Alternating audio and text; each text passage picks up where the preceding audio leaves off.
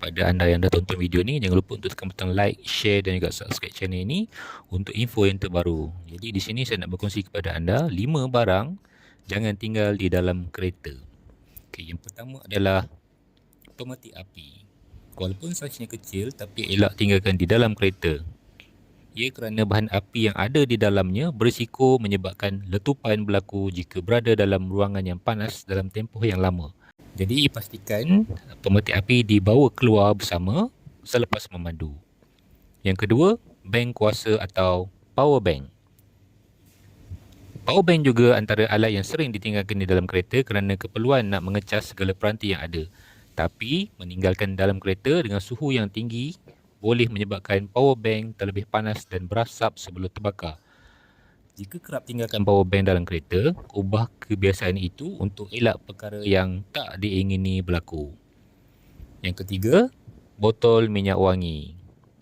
Adanya botol minyak wangi dalam kereta memudahkan kita guna jika nak jemput orang atau baju dah berbau peluh. Tapi botol minyak wangi juga bahaya ditinggalkan di dalam kereta.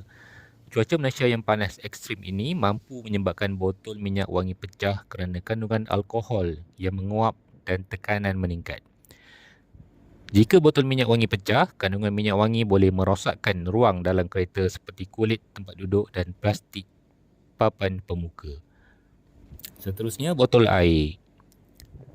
Botol air plastik juga salah satu barang yang perlu dielak tinggal dalam kereta kerana cahaya matahari yang menembusi botol berisiko memulakan api kecil.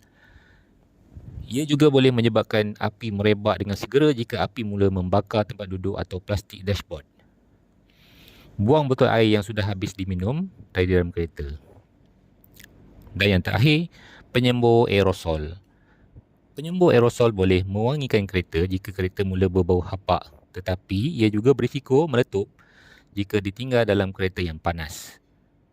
Aerosol spray seperti penyegar udara atau deodoran boleh meletup jika kereta panas dan suhu boleh meningkat tekanan bahan kimia dalam tin aerosol.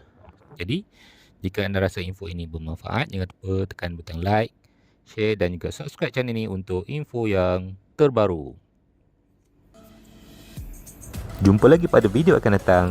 Tekan saja butang subscribe untuk info yang terbaru.